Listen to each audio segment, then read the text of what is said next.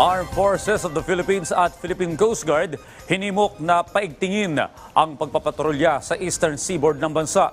Mga usapin sa West Philippine Sea tatalakayin sa isang komite sa Kamara. Si Mel Lesmora sa detalye.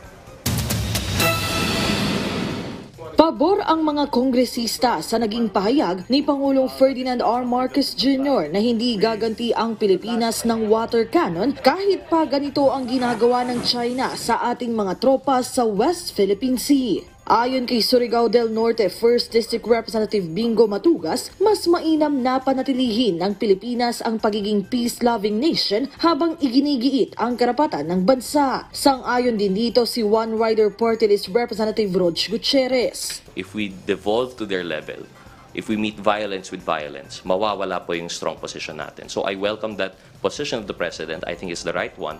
And tama po na patuloy yung ginagawa natin. Nakikipag-ugnayan po tayo. We are looking for allies. We will not be the one to take the aggressive stance para makita po sa buong mundo na we are a peace-loving nation. So kitang-kita naman po yung ginagawa ng China against us sa West Philippine Sea. And I think that stand will speak volume for our President, for his international policies and for his love for peace in our country.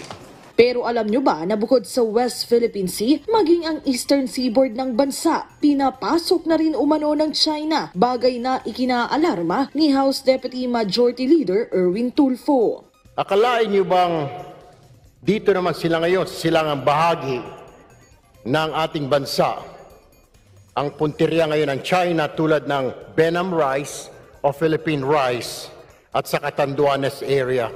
At para hindi po halata, mga research vessels daw ang pinapadala nila ngayon.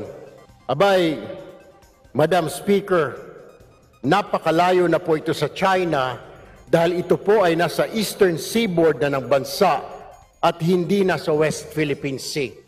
Dahil dito, naghain si Tulfo kasama ang tatlong iba pang mambabatas ng House Resolution No. 1707 na humihimok sa Armed Forces of the Philippines at Philippine Coast Guard na pag-ibayuhin pa ang pagpapatrolya at maritime surveillance sa eastern seaboard ng Pilipinas. Gate ng mambabatas sa lalong madaling panahon, dapat ay masupil na ang ginagawa ng China para hindi na lumala pa ang sitwasyon. If we continue to allow Chinese vessels in that part of our country, we might send wrong signals to China that we really cannot protect or defend our territory.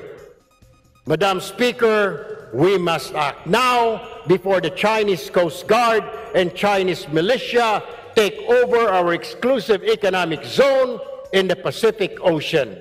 Dati nang binatikos ng mga kongresista ang mga mapangahas na aksyon ng China sa mga teritoryo ng Pilipinas. Sa susunod na linggo, inaasahang tatalakayin ito ng isang komite sa Kamara kasama na ang kontrobersyal na Gentleman's Agreement sa pagitan umano ng nakaraang administrasyon at ng China.